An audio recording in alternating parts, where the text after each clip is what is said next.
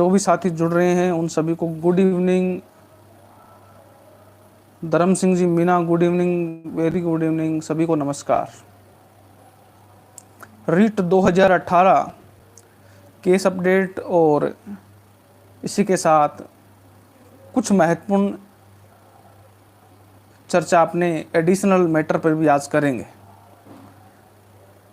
भावना पारिक जी नमस्कार सर जी, बिल्कुल नमस्कार। आज का सेशन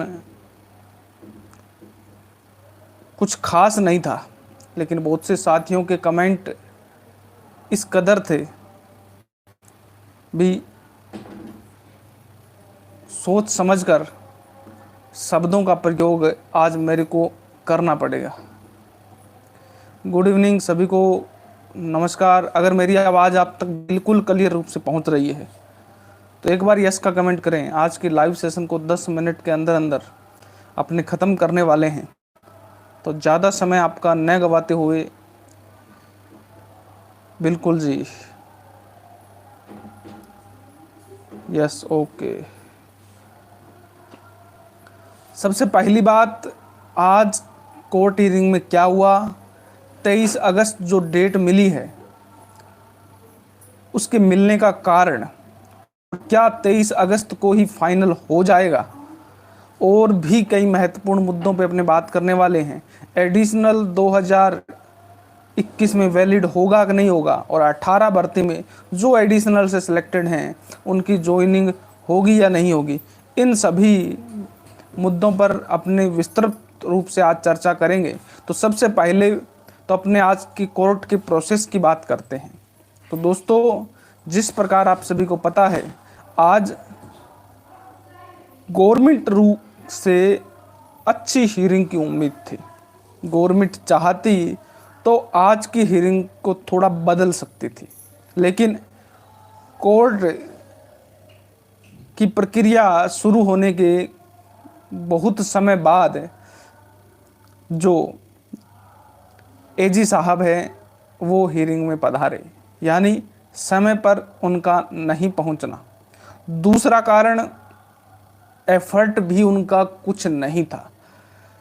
तीसरा कारण, बहुत सी थर्ड पार्टी का केस के अंदर ज्वाइन होना। मैंने आपको बताया था जब अपनी पहले बात हो रही थी भी, जब भी कोई नई पार्टी केस के अंदर इन्वॉल्व होती है तो उसके पक्ष को भी सुना जाता है। आज सीजे साहब का स्पष्ट रूप से कहना था, जब तक ये डिफेक्ट फाइल फाइनल नहीं होती तब तक अपने कुलदीप कुमार केस पर नहीं बात करेंगे, क्योंकि तब तक डिसीजन नहीं लिखा जा सकता। और ये डिफेक्ट फाइलों की संख्या लगातार बढ़ती जा रही है। कुछ फाइलें, क्योंकि आपका कमेंट ये भी आएगा ये डिफेक्ट फाइल क्या है, ये है वो थर्ड पार्टी जो इस केस से प्रभावित हो रही हैं, चाहे वो पक्ष में है चाहे विपक्ष में है। और जैसे आप रवि कुमार लवानिया की ले लो, भीम सिंह के जो केस है वो भी एक फाइल है। इसी प्रकार कुलदीप कुमार पहले वाले केस से संबंधित वो पिटिशनर, वो रिस्पोंडेंट, या अब जो नए आ रहे हैं वो, ये सब डिफेक्ट केसेस हैं। जब तक ये फाइनल नहीं होंगे तब तक कुलदीप कुमार केस पर कुछ भी डिसीजन नहीं होगा। गवर्नमेंट ज्वाइनिंग पर कुछ नहीं बोली। गवर्नमेंट सब कुछ फाइनल करने के बाद ज्वाइनिंग देने के मूड में है।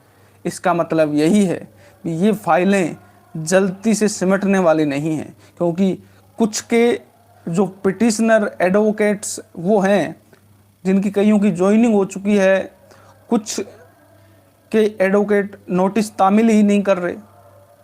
तो इस प्रक्रिया में टाइम लगेगा। जिस प्रकार रीट 2016 के टाइम गणित विज्ञान जो अलग अलग सीट का केस था, वो नई 18 भर्ती आ गई, 18 की ज्वाइनिंग हो गई, और जब हम आए थे हमने वो केस फाइनल करवाया था। और वो किस प्रकार करवाया था, रिस्पोंडेंट और पिटिशनर दोनों बाहर बैठ के मंथन करके।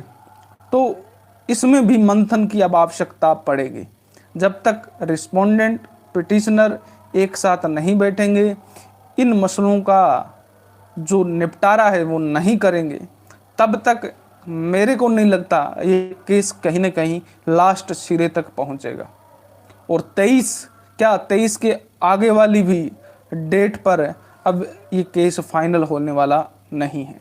तो जो भी साथी मेरे को आज सुन रहे हैं, क्योंकि झूठ का सहारा और अन्य बातें मैं नहीं करता, स्पष्ट रूप से कहने वाला हूँ, तो जो भी साथी 23 को लास्ट डेट मान रहे हैं वो 23 को लास्ट डेट न माने, क्योंकि गवर्नमेंट का रुख है और ये डिफेक्ट फाइलों का ये जो सिलसिला है ये बहुत लंबा चलने वाला है।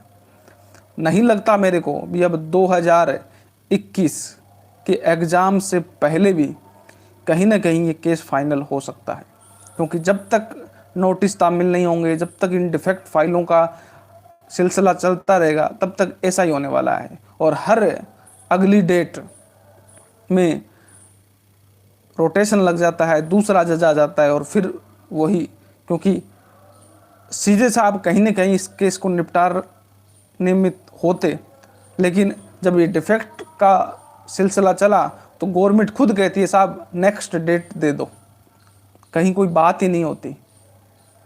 ज्वाइनिंग का तो शब्द ही नहीं लिया गया आज की पूरी हियरिंग में।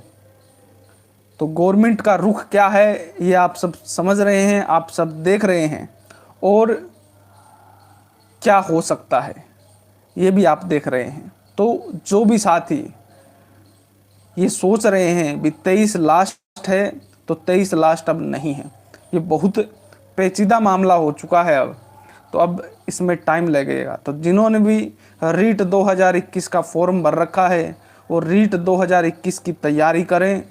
और कई साथियों के कमेंट मेरे पास फेसबुक पे, व्हाट्सएप पे इस तरीके के भी आए थे भी साहब अब तो अंतिम पड़ाव आ चुका है, अब तो हम कुछ नहीं कर पा रहे हैं, अब तो सुसाइड करने का मन करता है।